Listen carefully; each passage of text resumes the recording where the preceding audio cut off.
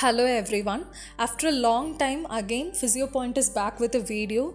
In this video I just wanted to discuss about symphysis pubic dysfunction, which we also call it as pubic symphysis dysfunction. What's that?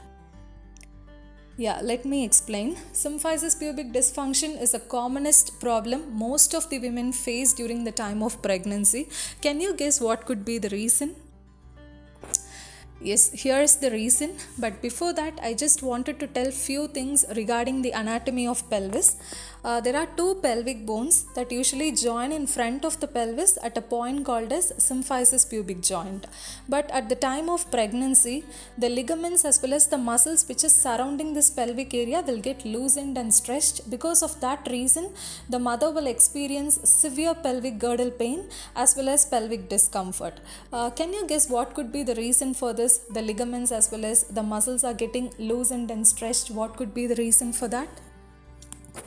The main reason is hormone relaxin, which is produced at the time of pregnancy, and the abnormal weight gain the mother experienced during the time of pregnancy. So what are all the troubles women face if she have this symphysis pubic dysfunction? She'll have severe inner thigh pain. Sometimes she might have groin pain, pain in her lower abdomen. Sometimes it will extend to the back of pelvis and she will experience mild to severe lower back pain. So why we need to give more importance to this? Because it affects the activities of day-to-day living. Even the women will feel difficult to walk as well as difficult for toileting activities. So we must focus on it, and here in this video I would like to give few advices that could be done so that you can minimize all your pelvic girdle symptoms.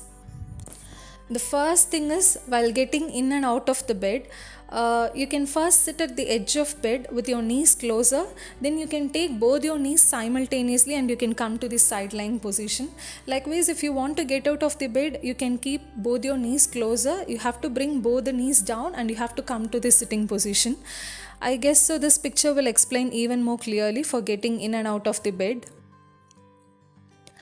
And next thing is, while rolling in bed, of course pregnant women cannot lie in the same flat position like others hours and hours throughout the night, so it's very necessary to change the position.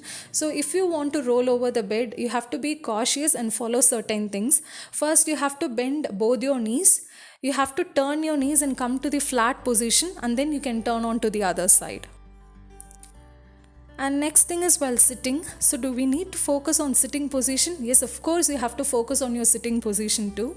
While sitting, again you have to have your knees closer. You can place your palms over the knees. You have to give pressure to both your foot. You have to lean a bit forward. Then you can lift your pelvis and come to the standing position. Again, if you want to sit from the standing position, you have to have your knees closer and ensure that the chair on your back is stable, and then you can sit. And the next thing is, while getting in and out of the car, even that matters.